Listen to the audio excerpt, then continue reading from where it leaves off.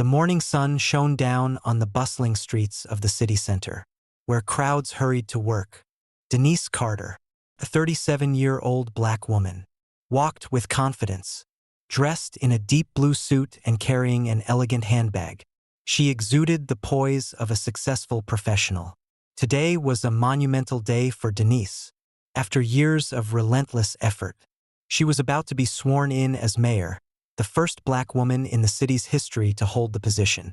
Her mind buzzed with thoughts of the reforms she had long envisioned: improving the education system, investing in underserved neighborhoods, and, most critically, overhauling the police force. Denise was well aware of the challenges she would face, but they only fueled her determination. As she crossed the central square, she had no idea that a seemingly minor event would dramatically alter the course of her important day. Peter Wallace, a patrol officer, stood near his cruiser on the side of the road. Tall, with close-cropped blonde hair and a stern demeanor, he spotted Denise from afar. His eyes narrowed. In Wallace's mind, Denise didn't fit the image of a successful professional. Instead, his ingrained biases led him to view her as suspicious. Denise was engrossed in her phone when Wallace approached. "Hey, you there?" His voice carried an air of authority.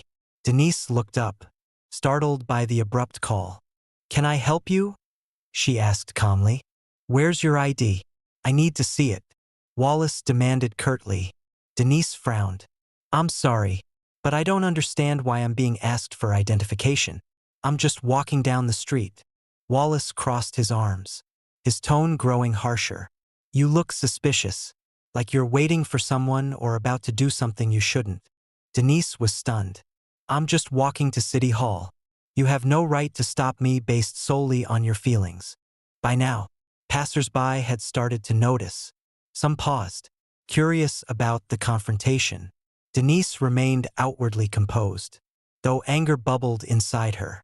She knew this wasn't the first time someone had been subjected to suspicion simply because of the color of their skin. Wallace wasn't deterred. He stepped closer, forcing Denise to take a step back. "Don't test me. Show me your ID, or I'll have to detain you."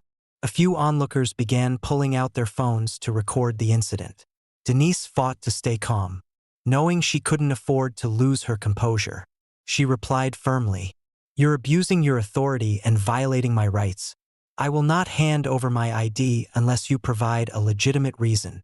Wallace lost his temper. He grabbed Denise's arm, forcing her against a nearby wall. Denise stumbled but didn't cry out. She knew that remaining silent and composed was her best option in the face of this injustice. The situation quickly became the center of attention. A small crowd began to gather, watching as Wallace pressed Denise against the wall. A man in the crowd shouted, "What did she do wrong? Why are you treating her like this?" Wallace ignored him, focusing solely on controlling Denise. He didn't realize that the incident was being recorded from multiple angles. Every word he said was being captured. "Who do you think you are to talk back to the police?" Wallace sneered, his tone dripping with condescension. Denise lifted her head, meeting his eyes. "I'm a citizen, and I have the right to be treated fairly." Her response clearly irritated Wallace. He started rummaging through Denise's handbag without her consent. Denise protested firmly but without physical resistance. She understood that any wrong move could be used against her. Meanwhile, a young woman in the crowd, evidently a freelance journalist, began live-streaming the scene on social media. "Is this our city?" she said, her voice filled with outrage. "A woman being humiliated in broad daylight just because she's black?" Wallace noticed the crowd growing larger, the murmurs growing louder. He felt the pressure mounting, but instead of stopping, he became even more aggressive. Denise remained composed, though she couldn't help but feel deeply hurt. She knew she wasn't just standing up for herself. She was representing all those who had ever been treated unfairly because of prejudice. Denise was released after a senior officer arrived and recognized her. Wallace was called away to explain his actions, but no one offered Denise a formal apology. She left with her outfit wrinkled, a bruise on her arm, and a heavy heart. As she entered City Hall, the eyes of the attendees turned toward her.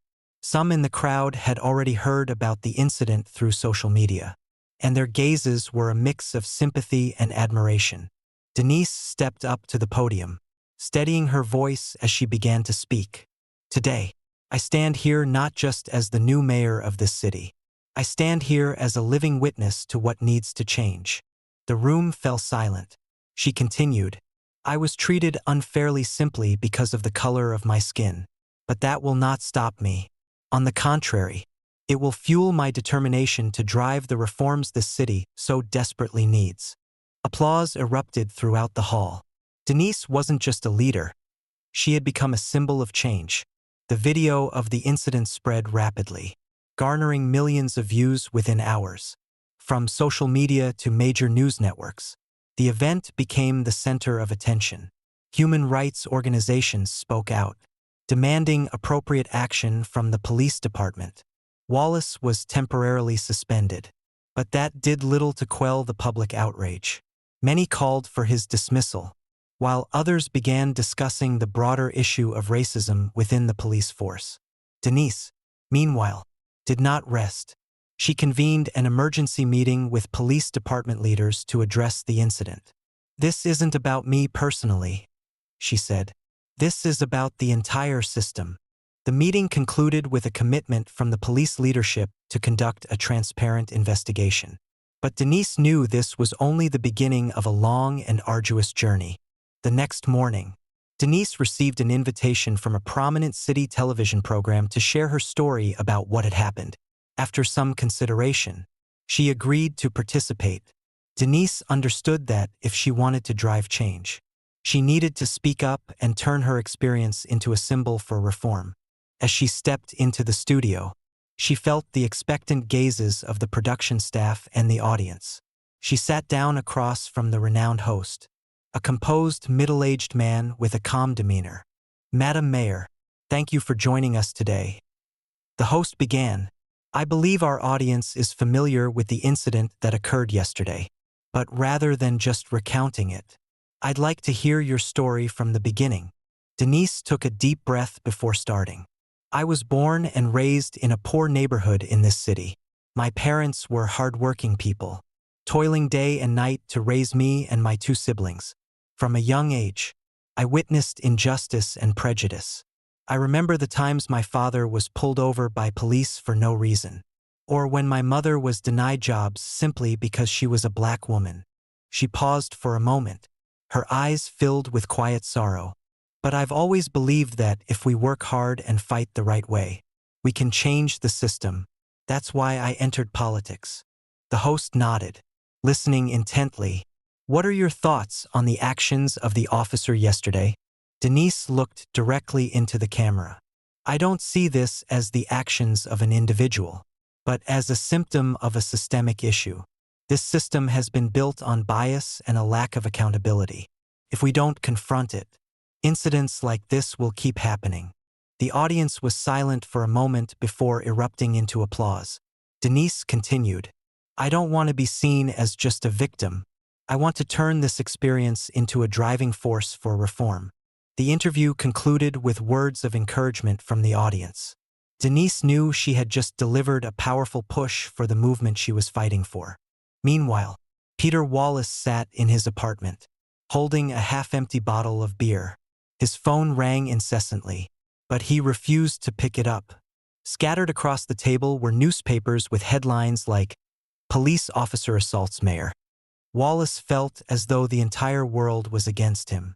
Messages from friends, colleagues, and even family flooded his phone.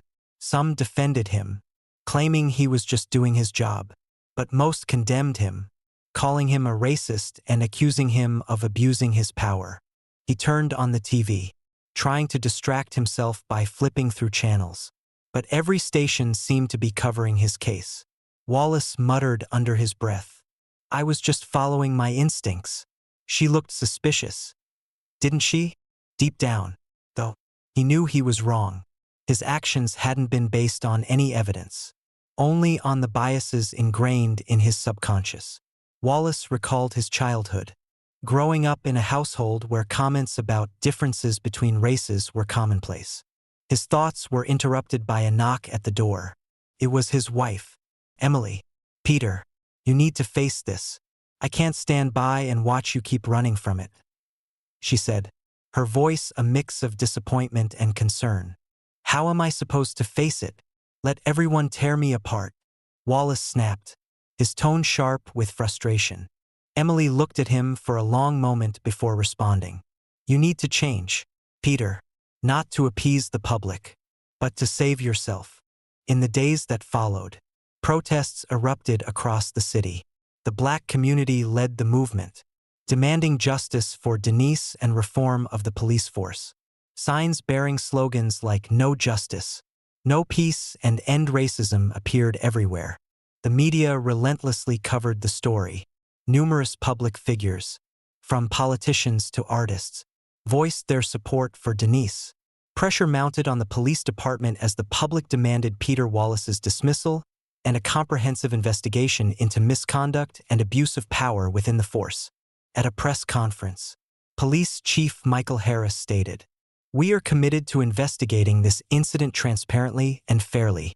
Any wrongdoing found will be dealt with severely." However, Harris's promise did little to quell the outrage.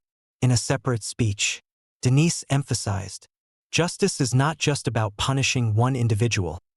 It's about fixing a system that is outdated and unjust." Meanwhile, Wallace, now suspended from duty, found himself increasingly isolated. Friends who once stood by him now avoided him. Even his colleagues kept their distance. For the first time, Wallace began to understand the sting of loneliness and discrimination, a feeling he never imagined he would experience. Denise knew she couldn't stop at simply speaking out. She convened a team of experts in law, human rights, and sociology to develop a comprehensive plan for police reform. She emphasized that reform wasn't just about creating new policies, it was about transforming the mindset and culture of the entire system. One of her first initiatives was the establishment of an independent police oversight committee, composed of community representatives, lawyers, and social activists. Every action taken by the police must be transparent, she declared at a press conference. Denise also proposed a new training program for officers, focusing on dismantling biases and handling situations fairly. "No one is born racist," she said. "It's something we learn, and what is learned can be unlearned." Her reform agenda faced opposition from some members of the police force, who felt threatened by the changes. But Denise refused to be discouraged by criticism. "I'm not doing this to make anyone comfortable," she said. "I'm doing this to ensure that no one has to endure what I went through." In a closed-door meeting with city leaders, Denise stressed, "If we don't act now, we'll leave the next generation with a system even worse than what we have today." At the end of the meeting, one of her advisors remarked, "Madam Mayor, no one can question your resolve. But are you aware this could make you a target?" Denise looked at him, her eyes filled with determination. "If I don't have the courage to stand up, who will?" Peter Wallace never imagined his life could change so drastically. Once regarded as a tough and disciplined police officer, he had now become the subject of widespread condemnation across the city. Everywhere he went, he could feel the cold, disdainful stares of those around him. His wife, Emily, who had once been his biggest supporter, had grown distant and silent. "You didn't just hurt others, Peter, you hurt your own family," she said, her eyes filled with sadness. Even his closest friends began to distance themselves. They didn't want to be associated with his scandal. A former colleague messaged him, "I can't believe this, Peter. I always thought you were one of the good ones. Turns out, you're no different from the other racists." Wallace sat alone in his small apartment, the room stifling with the weight of his tangled thoughts. He turned on his computer and searched for news articles and videos about the incident. The images and sharp commentary cut through his pride like knives. He read comments like, "Cops like Peter Wallace are why we can't trust this system." His actions weren't just personal mistakes. They're the product of a rotten system. Wallace began to question whether he had been wrong all along. He recalled his early days as a police officer, when his idealism had been centered on protecting the public. But over the years, the biases instilled in him since childhood had clouded those ideals. On a gloomy morning, Wallace received a letter in the mail. The sender's address was clearly marked, City Hall. He opened the envelope to find a handwritten letter in neat script. The sender was Denise Carter. Dear Mr. Wallace, I understand that the recent events have not only affected me but have also had a significant impact on your life. I am not writing this letter to criticize or judge you. I am writing to invite you to participate in a public discussion about racism and the responsibilities of the police force. I believe that, rather than avoiding the issue, dialogue is the only way for us to move forward. Please consider this invitation. I hope you will accept. Sincerely, Denise Carter. Wallace read the letter over and over, unable to believe his eyes. Denise, the person he had wronged and hurt, was inviting him to have a conversation. A part of him wanted to tear up the letter and forget everything. But another part, the part he had been trying to ignore for so long, told him this might be his chance to make things right. A week later, the public discussion was held in the city's Grand Hall. The auditorium was packed with people, including human rights activists, residents, and journalists. On stage was a long table where Denise sat with other speakers, including sociologists and police reform experts. Wallace entered the hall, feeling the weight of hundreds of eyes on him. He felt small, as if he were standing trial, but he knew he couldn't back out. He took his seat on stage, next to Denise. As the program began, Denise was the first to speak. We are here today not to accuse individuals but to better understand the systemic issues we face, she said. I want to thank Mr. Wallace for having the courage to participate in this discussion. Scattered applause followed. Wallace picked up the microphone, his voice trembling slightly.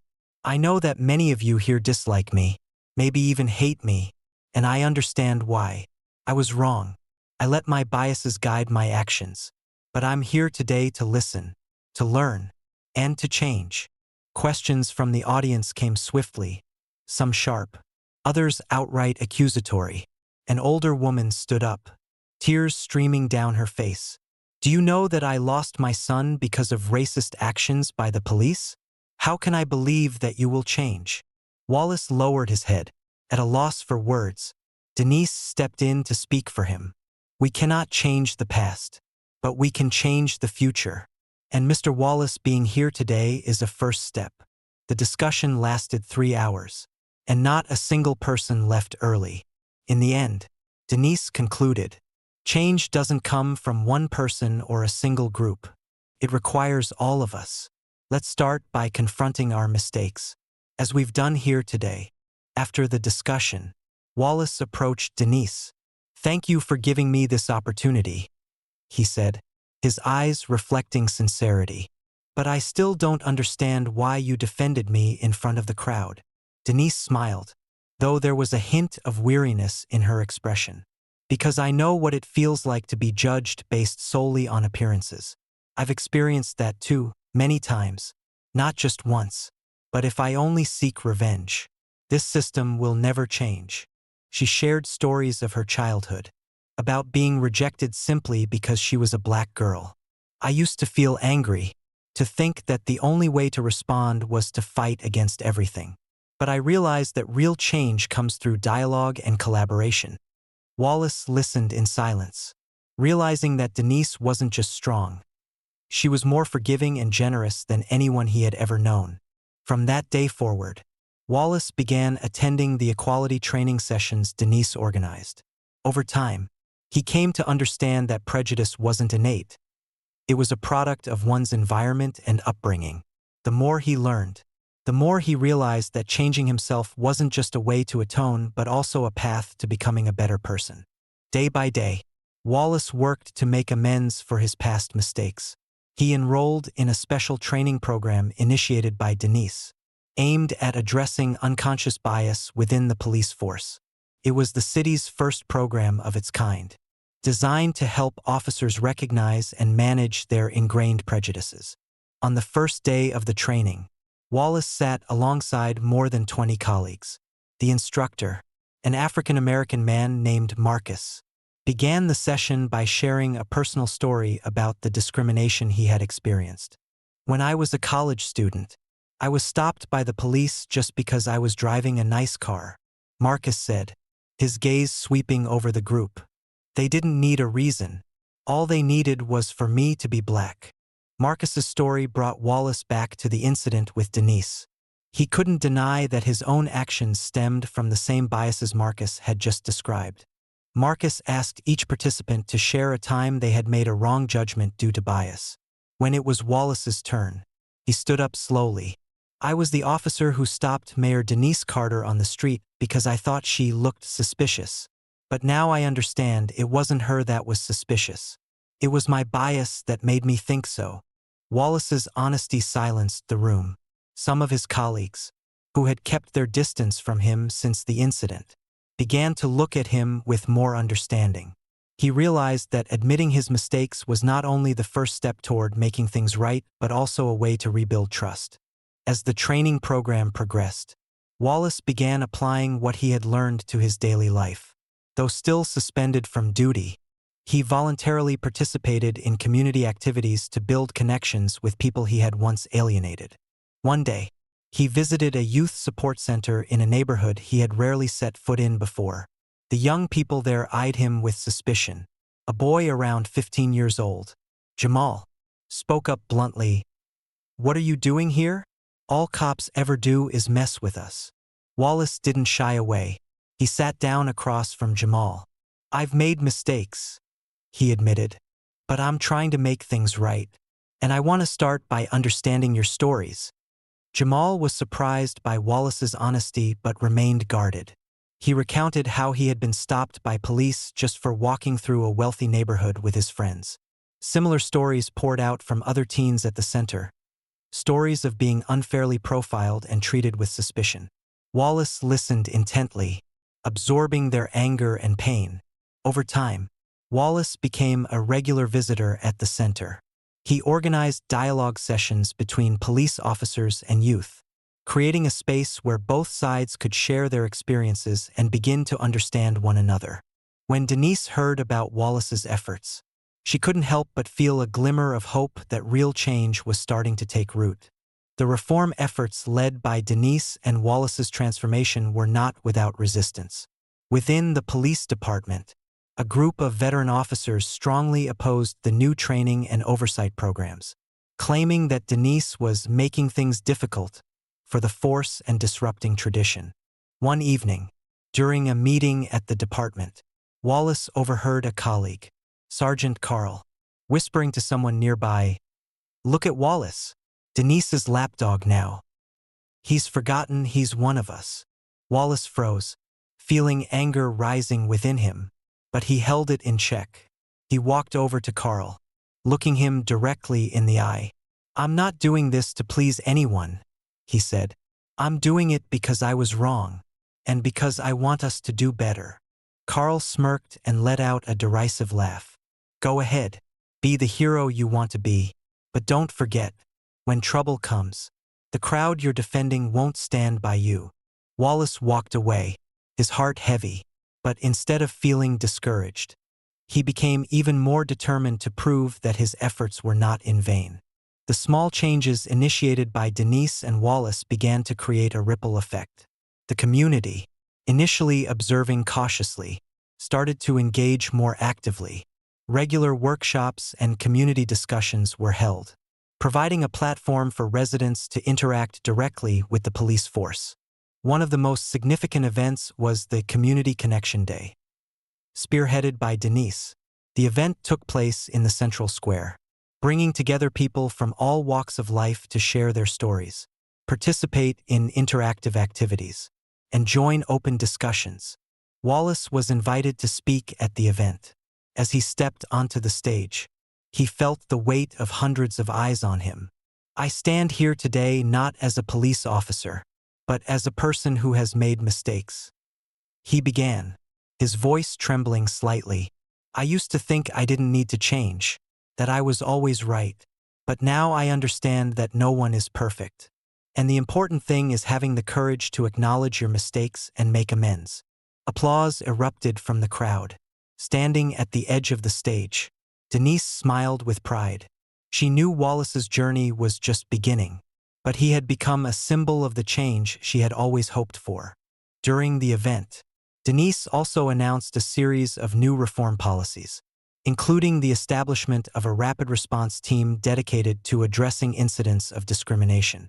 These reforms received widespread support from the community but also faced pushback from conservative groups. Despite the resistance, Denise remained undeterred. She knew the road ahead would be challenging, but with the support of the community and individuals like Wallace, she believed that meaningful change was within reach.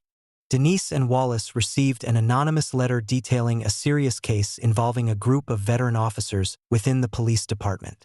The letter accused this group of regularly abusing their power through intimidation, bribery, and even fabricating evidence to frame innocent people, particularly people of color. Alarmingly, the list of accused officers included Sergeant Carl, who had previously clashed with Wallace. Denise immediately convened a closed-door meeting with her advisory team, including Wallace. She was determined not to ignore the letter. If these allegations are true, we cannot turn a blind eye. This is our chance to prove that reform is more than just words. Wallace agreed but expressed concern. This won't be easy. Carl and his group have significant influence in the department. They'll fight back. Denise nodded. I know, but if we don't act, everything we've worked for so far will mean nothing. Denise and Wallace began gathering evidence. With the help of a few sympathetic officers within the department, they uncovered a trove of documents and videos exposing the misconduct of the accused officers. However, before going public, Denise wanted to ensure she had enough legal strength to take them on.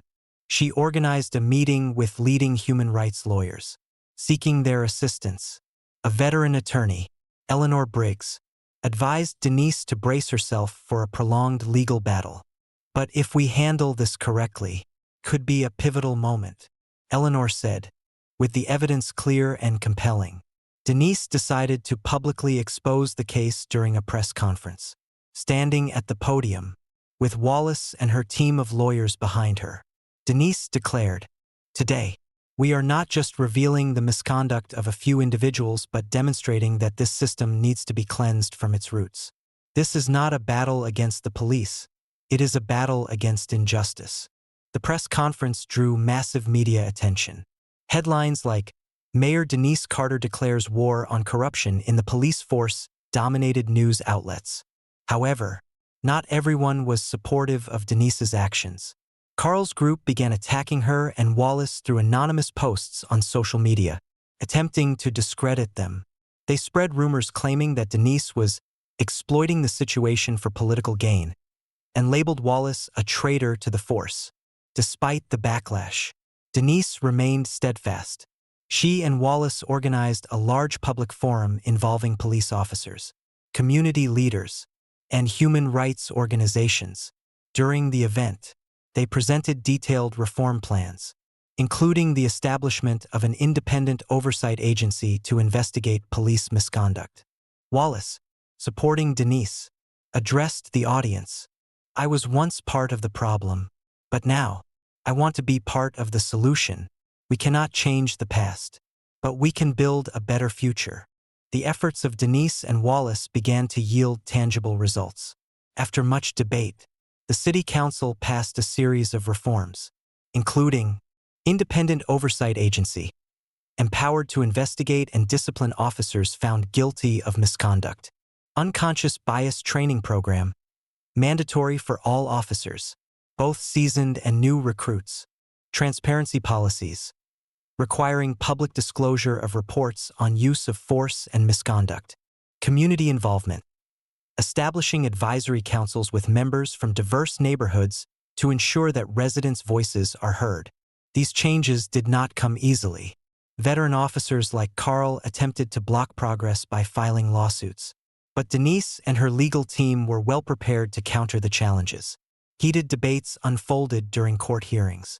But in the end, justice prevailed. Meanwhile, Wallace began receiving invitations to speak at human rights organizations and police academies. He became a symbol of transformation, demonstrating that even those who had once been part of the problem could make amends and contribute to building a better system. A year after the incident, Denise stood on stage at a major city event, this time to celebrate the achievements they had made. "We still have a long way to go," she said, "but today, we celebrate because we've proven that change is possible." Wallace, sitting in the front row, looked up at Denise with pride. He knew she hadn't just transformed the city. She had transformed his life as well. After the ceremony, Denise and Wallace took a walk through the central square, the place where everything had begun a year ago. Wallace asked, "Do you think we've done enough?" Denise smiled, her gaze thoughtful. "It's never enough, Wallace, but we've laid the foundation. The rest will depend on the generations to come." The story ended with Denise and Wallace standing together, looking toward the sky as the radiant sunset bathed the square in warm light. Both understood that the journey of change never truly ends, but they had proven that with courage and perseverance, anything could be transformed.